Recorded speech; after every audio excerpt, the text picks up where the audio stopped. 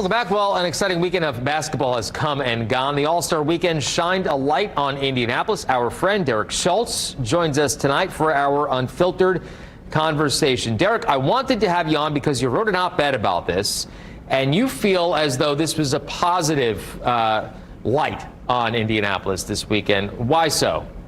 Yeah, I mean, I really don't think that there's any question that having the NBA's biggest in-season event is a big deal for Indy, especially considering that it hadn't been here for 39 years, which is, it's incredible to think with this city's basketball history that it had been that long of a wait. Of course, you tacked on 3 years because of the COVID-19 pandemic. But I think to get the international stage that Indianapolis had, I think that's a little bit different than the Final Four, or let's say the Alabama-Georgia College Football National Championship game from a couple of years ago, because that interest is strictly limited pretty much to the borders of the U.S. You know, there aren't people in India or the Philippines that really care about SEC football or care about Gonzaga and UCLA in a Final Four game. They do care, however, about Giannis Antetokounmpo and Luka Doncic and LeBron James and all that the NBA brought to the table for Indianapolis over 3 days.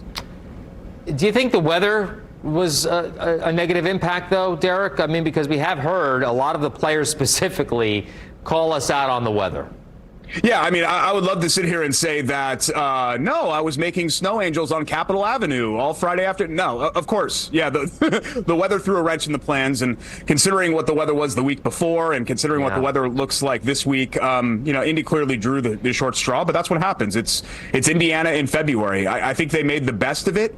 You know, Sunday was without incident. Saturday, for the most part, was without incident. They were clear days. They were sunny days. Did you have to throw on a coat and hat and gloves? Sure, but you probably brought those things anyway if you were coming in from out of town. So the weather can't possibly be painted as a good thing, but I think it was something that Indy was able to overcome because they always plan and organize for such things. What did you think of the events themselves, Derek? Because I got to tell you, I think that Saturday was better than Sunday because they have to do something to this game. I mean, it's hard to watch.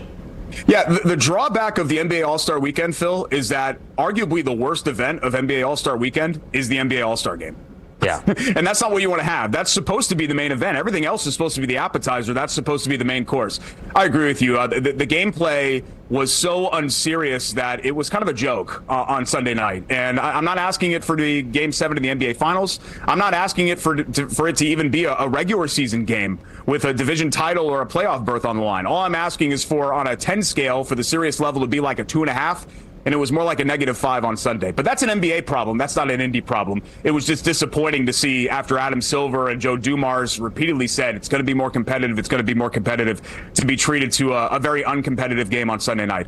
But I thought the three-point contest with Damian Lillard and some of the superstars, Tyrese Halliburton, part of that as well, was outstanding. The slam dunk contest is still exciting, even if we've seen basically every dunk that could ever be attempted by a human being. Yeah. And the skills challenge with the Pacers flavor and all of that. I think there are a lot of other really good things that happened during All-Star Weekend that were very entertaining. I only have about a minute and a half left, and I want to get back to Indianapolis here in a moment, though. But is there any way that we can fix this slam dunk? I mean, I know it'll never be like, and you and I are similar age, like it was when we were growing up in the 90s. But is there a way to fix it, make it a little bit more interesting? Yeah, I mean, you need players that casual NBA fans or non-NBA fans have heard of to be in the event, not Obi Toppin's brother. You know, when it was great, it was Dominique Wilkins, it was Michael Jordan, it was Dr. J, it was Larry Nance. I mean, these were frontline NBA players. Kobe Bryant did it one year. You don't have that anymore. So I think that's the first step to solving it. Minute left, Eric. NFL Combine, just a couple of weeks out. Do you think this past weekend hurt or helped our chances of regaining the NFL Combine for years to come? I mean, obviously with the weather and stuff like that, that could play a role as well. Yeah, every frontline event that Indy can host, I think, enhances their reputation as a host city. So even with the weather and some of the issues on Sunday with the competitiveness of the game, I don't think that impacts in a negative way Indy's chances at all to hold the NFL Combine or any other future events. I think the NBA All-Star Game helps, not hurts. Okay. Derek, always good to see you, sir. Thanks for coming on once again. Appreciate you, Phil. Thanks.